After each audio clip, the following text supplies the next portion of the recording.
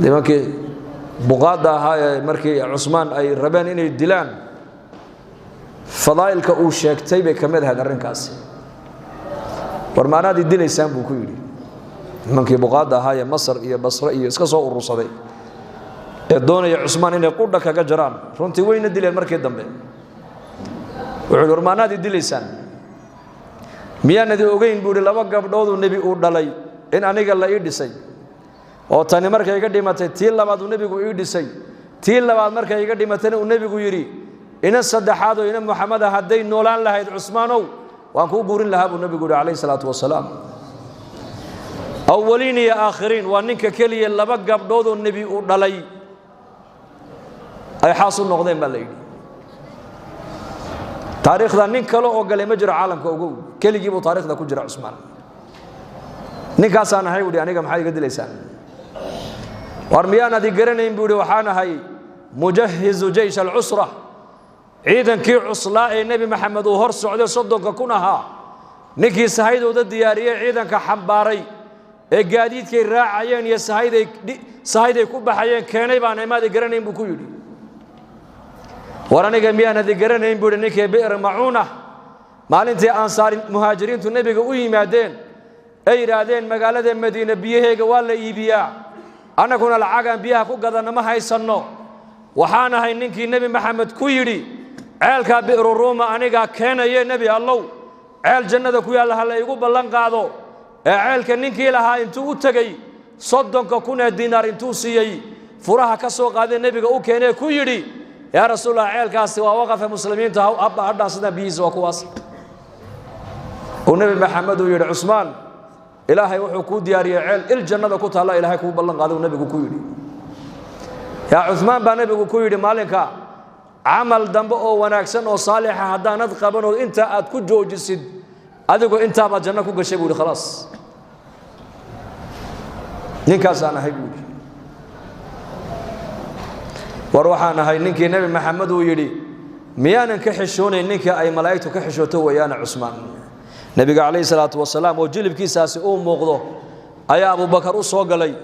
oo iska fadhiyay nabigu sidiisii kama dhaqaaqin fadhigii hadana Umar baa u soo galay sidiisii buu u fadhiyay hadana Ali baa u soo galay sidiisii buu u fadhiyay Usmaan ibn Affan markuu soo galay nabigu maradii buu hagaajistay markaas nabiga lagu yiri Abu Bakar iyo Umar labaduba sodog bay adiga ku yihiin Alina inantaadu qaba saddexdaaba Usmaan ka soo horeyso maradii mad saaran jilibkee maxaad Usmaan uga xishootaa lagu yiri miyaanan ka xishoonayn buu nabigu yiri ninka malaa'ikta ilaahay baa ka xishootay waxaan ogahay buu nabigu yiri hadaan sidii u fadhin lahaa xisho daraadad Usmaan ma soo galeen buu halka uu joogi lahaa buu yiri war ninka dilaysan waa ninkaas yiri ninkaas aan ahay maxaad iga dilaysan aniga Ali baa u yimiday oo inamadiisi ay garab socdaan oo hubka soo qaateen ya Abu Hurayra ya Amir al-Mu'minin nimanka buqaada kugu soo duulay waa 500 oo nin magaalada Madiinana 40 kun oo nin baa joogtay han layno hanqa qabano qudhahan ka jarneen ugu fasax buu ku yiri wuxuu yiri may dhiig islaam magaalada Madiina ku daadan maaye haday aniga ay dilayaan hay dilaan haday aniga ay dilaan buu yiri aniga nabiga ay sheego igu yiri qamiiska ilaahay ku galiyay bay damci doonaan inay ka saaraan hadaad Usmaan oo qamiiska aad iska saartid buu nabigu yiri aniga ay arki meesid ugu qiyaamaha ila kulmi meesid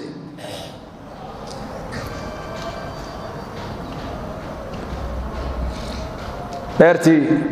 Abu Bakar uu nabiga albaabkeega u garaacay ee Abu Musa al-Ash'ari uu ahaa bawaabka nabiga uu ahaa u garaacay waa kuma Abu Bakar waa ku soo ijaazo qaadiyo joog nabigu uu sheegay Usmaan Abu Bakar baa albaabka taagan soo gal ka dhabuuri albaabka oo u fasax jannana u bishaare hadana Umar baa garaacay Umarna u fasax inuu soo galo jannana u bishaare hadana Usmaan baa albaabka taagan Usmaanna soo gal ka dhaw idan jannana u bishaare balaayo asiibi doontana u sheeg buu rasuulku yiri markaa buu nabigu bishaaradii markii loo sheegay balaayo la socota wuxuu yiri Allahul musta'an markaa tiibu Usmaan xasuusiye Ali wuxuu ku yiri balaayada aniga inay qabsani doonto nabiga ay sheegay aniguna waan iska sabrayaaye aniga keligay hal ay dulo han dhinto anigu haddaan dhinto nin kale oo muslimiinta kamid oo inaga inaga mid ah baa talada u dhiibanaysaane aniga dartay ha u dagaalamin iska daayay buu islaamnimadu baaqi ha noqotay la odhan maayo niman buqaada bay dileen oo madiina ku dileen la odhan maayo waxa lagu sheekaynay haddaan isku kii fasaxa imika muslimiintii daarul khilaafa buu dagaal ka dhaco dawladda islaamku way baaba'daa la odhan buu yidhi marka anu han iska dhinto hay dilaan aniga laakiin dawladdeena islaamku hay noo jirto midnimadeenu ha jirto bal fahmiga saxaabadu ay qabeen eega dhiigoogay ummadda ku badbaadinayeen ummadnimadu inay jirto cusmaan dhiiggiisii buu u huray waayo muxuu dhiigga ugu huri waayey min maalintuu islaamay ilaa la dili doono dhaqaalihiisii oo dhan baa diinta islaamka ku baxaye islaamnimada markay wax kaa galaan baad u lex jecloon moogta asxaabu rasuulillaahi sal allahu alay wasalam min kooga faqiirka ilaa kooga qaniga maalqabeenka diintan islaamka iyagu waxbay gashadeen diintu waxbay gashadeen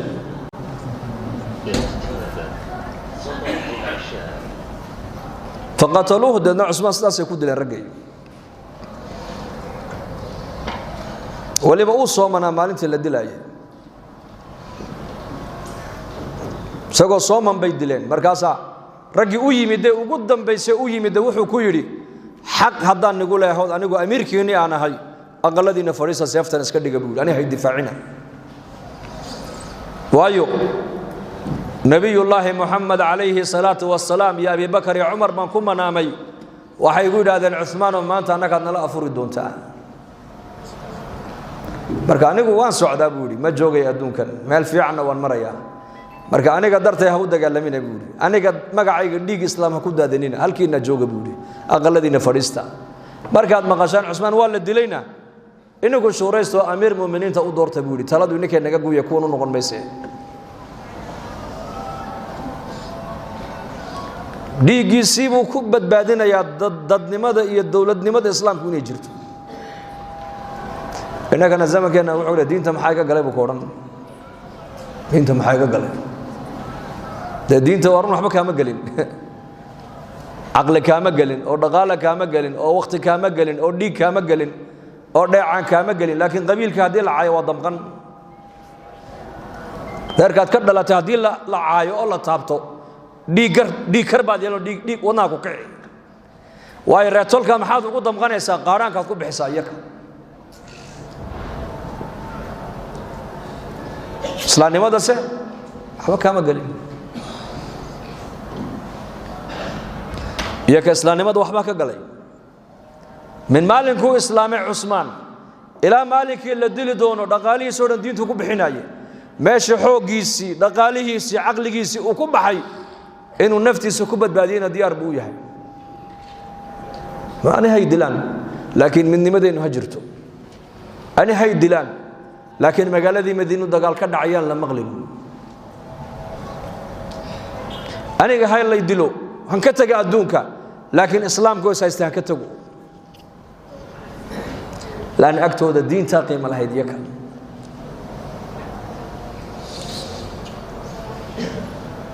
عبد الرحمن بن عوف كذلك غني بوها رضي الله عنه مالقبين وأنا عثمان بن عفان كيابي بوها يسقون عثمان بو كيابي عثمان بن عفان وأميرة أيو عثمان أورنجري وحان لا يا باب التجارة عبد الرحمن بن عوف سيد الله يابتال لويدي وعلى المسلمين المدينة كنا لو دم بعد مودين لليهين مركي مغلان عبد الرحمن تجارتي سوي كبعضو ومعاشي ولا فرحان حدي مغلان عبد الرحمن بن عوف تجارتي سي خساره كوي مدي وهو سدعبا كوي مدي حدي مغلان way ka naxan buu yiri waxayna uga naxayaan bani sheegay buu yiri dhageysta Usmaan Baale magaalada Madiina dadka degan Abd الرحمن saddex buu u qaybsaday saddex qaybood qayb uu deymiya lacagta wuxuu dhahdaa macaashkana la had reesamaalkan iska soo celiyay qaybta labaadna wuxuu yiri aqaladoodu yaqaanaayo masaariif buu siya biilku siya biil oo u tirsan yihiin inta guri ee saboolka qaybta saddexaadna wuxuu yiri deynka lagu yeesho ee iska dhiibi kari waayaan ayay isaga ula soo noqdaan ay yiraahdaan Cabdiraxmaan baa nool ibn Auf baa noo jooga annaka Cabdiraxmaan bn Auf te u yimaadaan buu ayaa deynku ku leh hebel waa kana iska siyaana ku noole ninka xoolihiisii magaalada Madiina muslimiinta ku nool oo dhan sida ula simay mar aliya markay maqlaan tijaaradii Cabdiraxmaan baa kobocday way la farxaan limaada laana way leeyihiin hadday maqlaan Cabdiraxmaan tijaaradiisii hoos u dhac iyo ganacsigiisii baa hoos u dhacayna way ka naxaan limaada laanahu way leeyihiin imika tijaarteenu macaan kaaba masasa waa muslimiin ya mid miskiin oo dhuuban ayaa arkay nin taajir oo iska yar calool buuran markaasuu yiri waxa caloosha ka buuxana ka munasiya buu yiri annagii baa ka gajoonayna buu yiri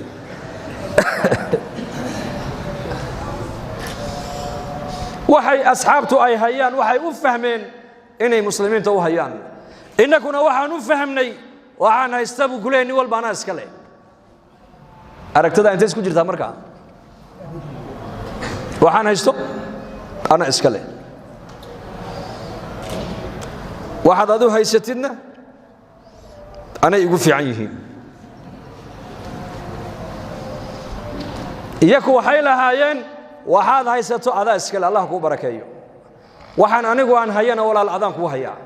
inaan xaqaaga ku ilaaliyo naftayda uma nooli bay lahaayeen iyaku ummadan u noolahay haddaan dhimanayo ummadan u dhimanaya inagana maanta waxaan maraynaa inaan idhaano hee waranu naftayda maan cid kale ma aqaano dadka kale maxay ka galay buu kooran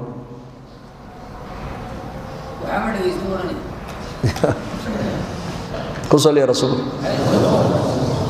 hadduu yiraahdo qofku waxaan haysta ana iska leh halka waxa ka dhalata ma taqaana xasada marka dambe qofka ku dhasha